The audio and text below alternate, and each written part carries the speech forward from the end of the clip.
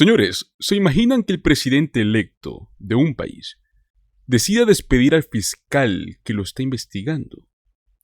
Pues exactamente es lo que Donald Trump acaba de anunciar que haría. En este video vamos a analizar qué significa realmente estas declaraciones, ¿no? Cómo es que Donald Trump podría intentar hacerlo. ¿Y qué impacto tendría todo esto en la justicia de los Estados Unidos y más allá? Así que te invito a que te quedes hasta el final del video, pues te traemos lujos y detalles. Vamos directo a lo que dijo Trump. Hace unos días en un evento público, anunció en forma de amenaza que si vuelve a ganar las elecciones en este año 2024, no dudaría y despediría al fiscal especial Jack Smith en 2 segundos. Así sin rodeos. ¿Por qué? Pues bueno, Donald Trump ha sido investigado por varios casos federales. Y Jack Smith, como fiscal especial, ha sido la pieza clave en varias de esas investigaciones. Que Trump anuncie que va a despedirlo es, por decirlo suavemente, un ataque directo a la independencia de las investigaciones en curso.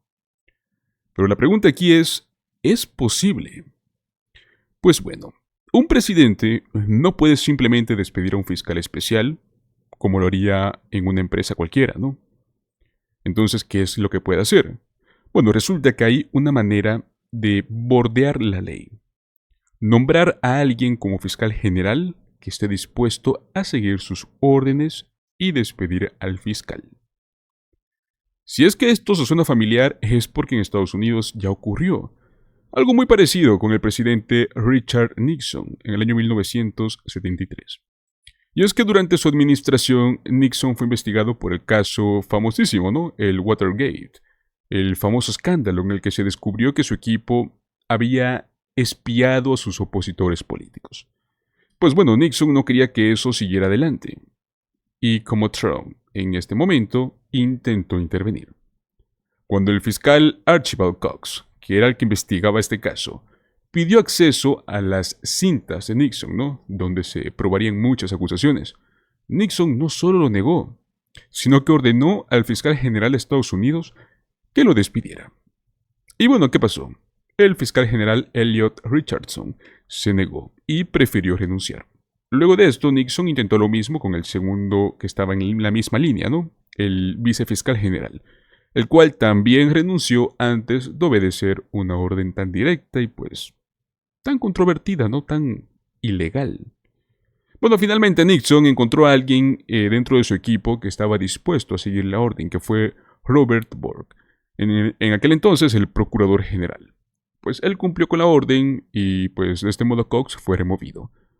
Pero esta decisión prácticamente le costó políticamente a Nixon y aceleró su caída.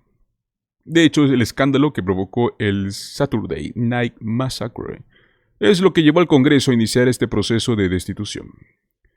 Pues bueno, este caso es como una advertencia, ¿no? Que si Trump vuelve al poder, vamos a ver algo similar. Aunque hoy en día las leyes sobre el despido de fiscales especiales son ligeramente diferentes, la estrategia es parecida. Aquí, mis amigos, es donde entra un personaje clave, que ya lo mencionamos en otro video. La jueza Aileen Cannon. Así, mis amigos, como bien saben, se filtró esta lista de las personas que Trump planea poner en el poder, si es que gana. Y bueno, pues, sin duda alguna, ella es la posible fiscal general. Está comprobado. Y eso no es casualidad. En el año 2022, Cannon fue la que desestimó este caso en contra de Trump relacionado con los documentos clasificados. Una decisión que en aquel momento pues sorprendió a muchos expertos legales y generó fuertes críticas. Esto significa que Cannon ya ha demostrado que va a ser favorable a los intereses de Trump.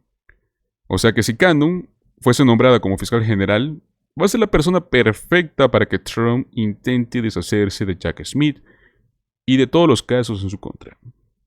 Cannon incluso podría argumentar que Smith no fue nombrado de una manera constitucional, ¿no? Una afirmación sin respaldo legal, por cierto. Pero pues, a la hora de la hora podría ser usada para justificar la acción. Además hay un detalle muy interesante. Todos los jueces que han revisado los casos de fiscales especiales han concluido que sus cargos son legales y que son constitucionales, excepto Aileen Cannon. Esto ya nos muestra por qué ella podría ser esta pieza clave para Trump en su plan de evadir la justicia.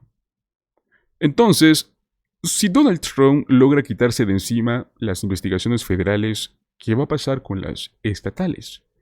Aquí es donde se pone algo interesante, ¿no? Porque los casos estatales, por ejemplo como los de Nueva York o los de Georgia, son independientes del poder federal. O sea, esto significa que ni Trump ni su fiscal general van a poder simplemente cerrarlos. Un clarísimo ejemplo es el de Georgia, donde Fani Willis, la fiscal del estado, ha avanzado en una investigación por interferencia en las elecciones 2020. Aunque Trump llegue a ser presidente, no puede cerrar esa investigación, tampoco la de Nueva York, donde también enfrenta acusaciones por sus prácticas empresariales. Pues bueno, en el mejor de los casos, Donald Trump solo podría poner como una pausa, ¿no? En estos casos, mientras él esté en el cargo, pero no va a poder eliminarlos. Estos van a quedar prácticamente como congelados y podrían retomarse una vez que termine su mandato, luego de los 4 años. Sin embargo, si Trump vuelve a la Casa Blanca, pues no lo duden amigos, él va a usar cualquier herramienta, cualquier maniobra posible para bloquear todas las investigaciones. Ahora hablemos de un tema que seguro muchos están pensando, ¿no? ¿Podría Donald Trump perdonarse a sí mismo si vuelve a ser presidente? La respuesta rápida es tal vez. Aunque suena increíble, el concepto de autoindulto no está definido claramente en la Constitución de los Estados Unidos. Sería algo sin precedentes, ¿no? Y tendría que pasar por el análisis de la Corte Suprema. Sin embargo, pues, no creo que esta Corte actual sea un escenario muy favorable para decidir en contra de Trump, lamentablemente. Pero ojo, aunque un perdón podría aplicarse a los cargos federales, esto no va a tener efecto sobre, como mencioné, los cargos estatales. Así que si aunque Trump intente todo tipo de maniobras, no va a ser lo suficiente para evitar completamente todas las acusaciones en su contra.